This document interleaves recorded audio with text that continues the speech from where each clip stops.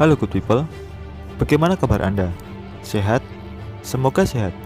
Jangan lupa makan ya, karena makan itu penting, oke? Di video kali ini, saya akan menceritakan alur cerita film Terrifier. Jujur, saya sendiri takut melihat film ini. Ya, karena saya tidak suka film horor, tapi saya akan menceritakannya film ini untuk kalian. Sebelum mulai, tolong tekan tombol subscribe terlebih dahulu untuk support channel ini. Oke, tanpa lama-lama, mari kita mulai.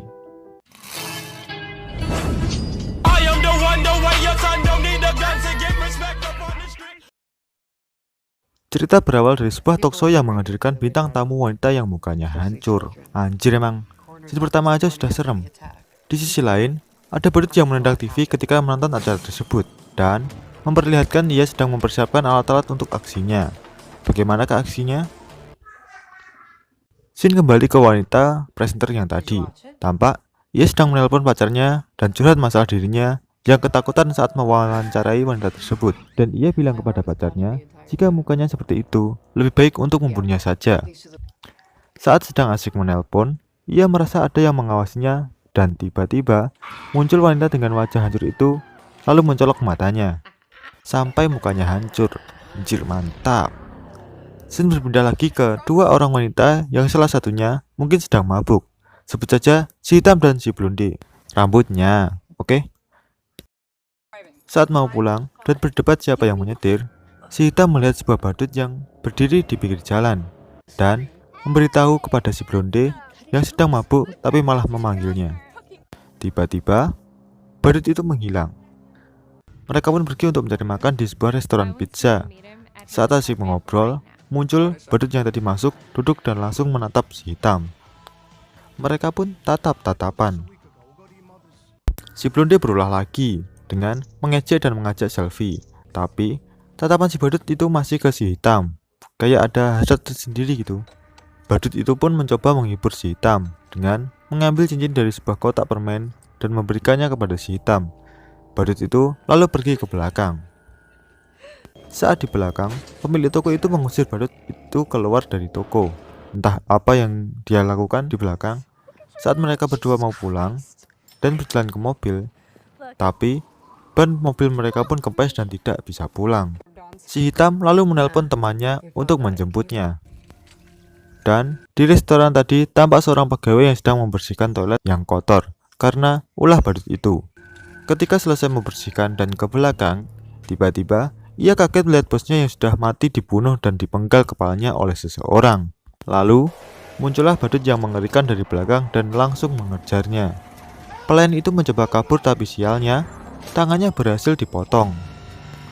Badut itu membunuh pelayan itu secara brutal dengan menghancurkan mukanya. Kembali ke kedua perempuan tadi. Si hitam tampak kebelet pipis dan meminta si blonde mengantarkannya, tapi ia tidak mau. Lalu muncul pria botak di depan rumah dan si hitam menghampiri untuk meminjam toilet sebentar. Saat ditinggal ke toilet, si blonde yang sendirian di mobil tiba-tiba didatangi si badut itu dan ia teriak.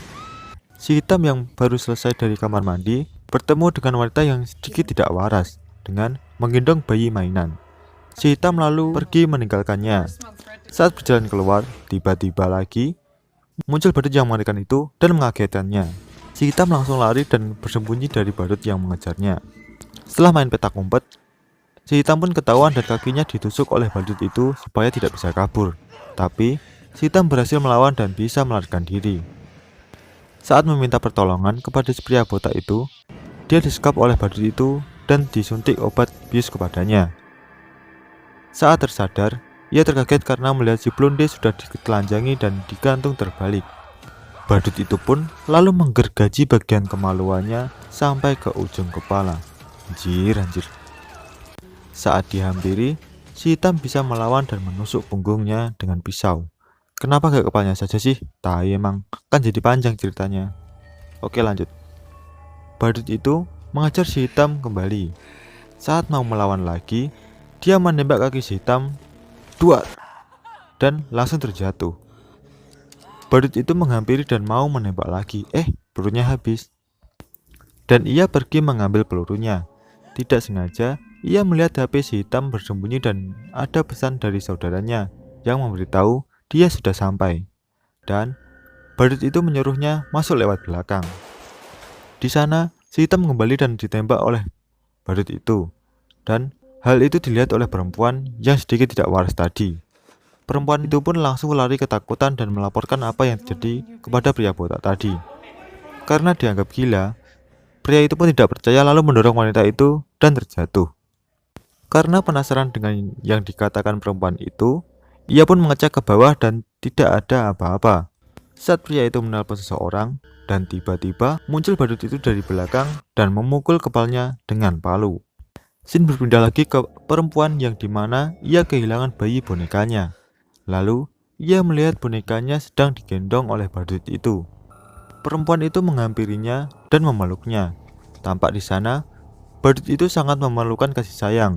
Di sisi lain, saudara si hitam masih sibuk mencari si hitam dan tidak sengaja ia melihat blonde yang tubuhnya sudah kepotong menjadi dua. Lalu, ia kabur karena ketakutan.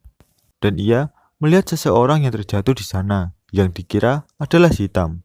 Lalu, perempuan yang sedikit tidak waras tadi memanggil saudara si hitam dalam kondisi rambutnya yang sudah dikuliti dan tetenya juga dikuliti. Wow. Dan ia terkaget bahwa yang sedang terjatuh itu adalah badut yang menyamar menggunakan rambut perempuan tadi. Dan terjadi kejar-kejaran antara saudara si hitam dengan badut itu. Saudara si hitam pun bertemu dengan si hitam yang ternyata sudah mati karena ditembak si badut itu.